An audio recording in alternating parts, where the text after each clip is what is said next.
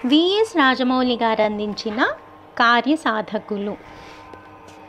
జీవితంలో ఒడిదుడుకులు, గెలుపోటములు, చీకటి వెలుగులు, కష్టసుఖాలు అన్నీ ఉంటాయి.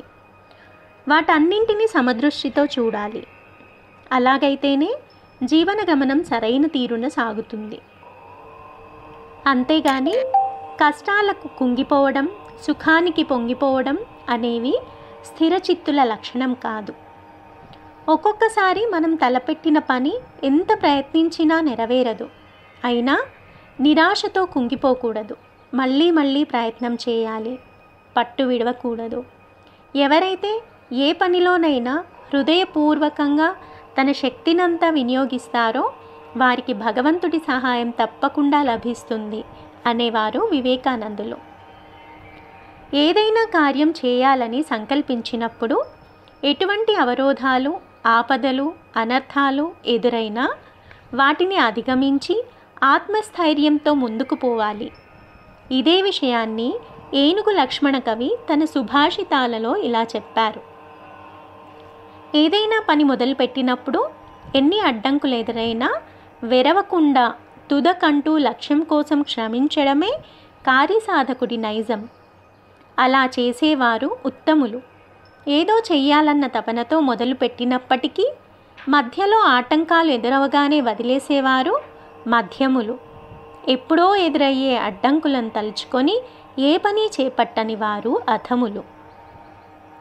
వైఫల్యాలు విజయాలకు సోపానాలు అని అనుభవాలు నేర్పిన సంఘటనలను జాగ్రత్తగా గమనించాలి.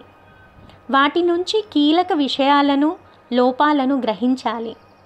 తన రాజ్యాన్ని ఆక్రమించుకోవాలని ప్రయత్నించే శత్రురాజుతో పోరాడుతున్నాడు ఒక రాజు. అతని ధాటికి తట్టుకోలేక తప్పించుకొని ఒక గుహలో దాక్కున్నాడు. ఆ సమయంలో అతడి దృష్టి గూడు కడుతున్న సాలీడు మీద పడింది.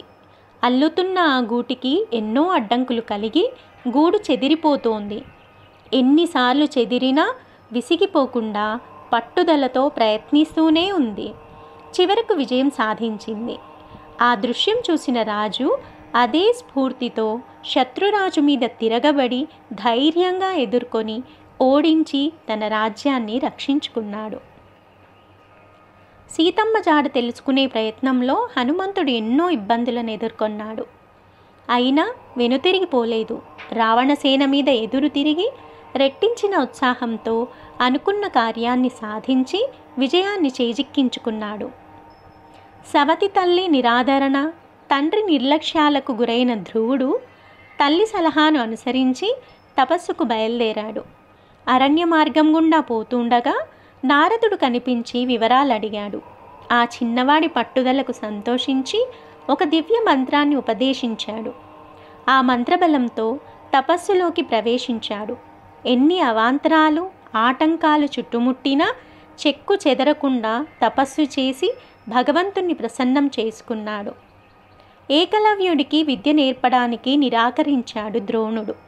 అయినా నిరాశ చెందక అతడి మూర్తిని తయారు చేసి దాన్నే గురువుగా భావించి భక్తి శ్రద్ధలతో విద్య నేర్చుకుని ప్రతిభావంతుడయ్యాడు.